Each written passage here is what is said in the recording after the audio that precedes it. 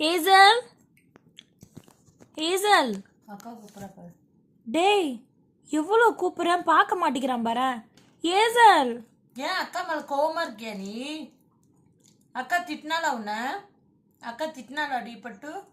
ஏண்டி அக்கா திட்டினால அடி இருக்காங்க? சொல்லு, அக்கா திட்டினாலா உன்ன? இல்ல அப்படி இல்ல, அவங்க அம்மா வந்து அவங்க அம்மா மூஞ்சே பார்த்துட்டு இருப்பாரு.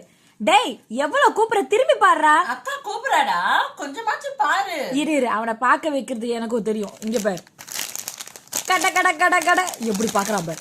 ஹேசல் டேய் ஃப்ராடு, இப்ப மட்டும் பாக்குற பாருடா திரும்பி.